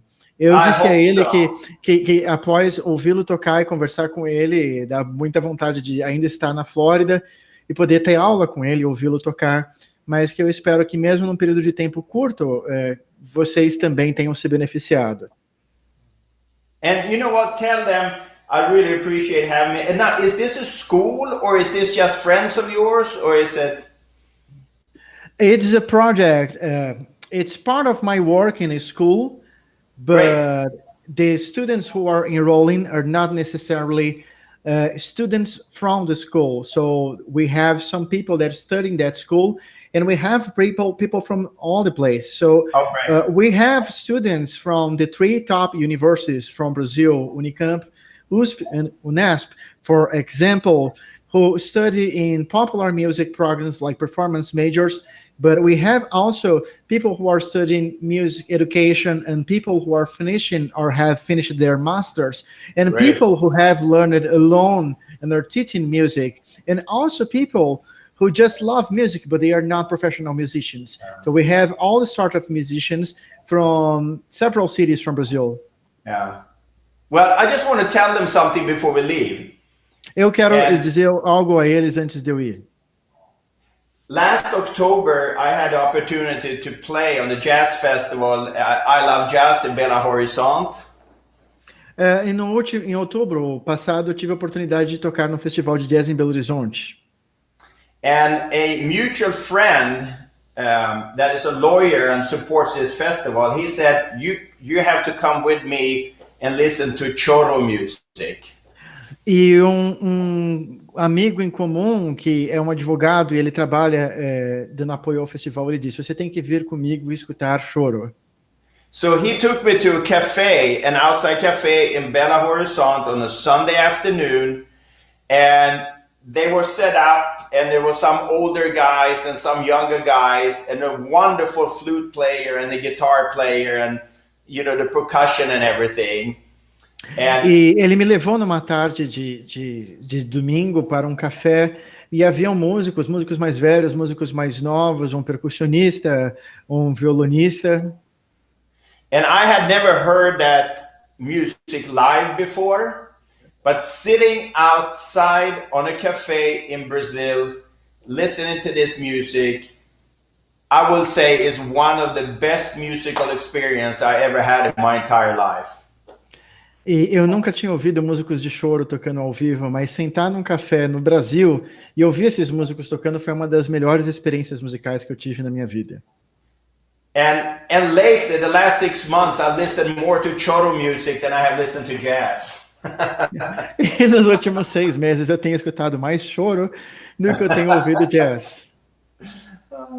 So, well, it's been a pleasure, and you know what? Feel free to contact me on Facebook, and you can give everybody my email and contact information if you want, and feel free to contact me. I love to stay in touch. And do we have another session like this coming up or something like that? I can't remember.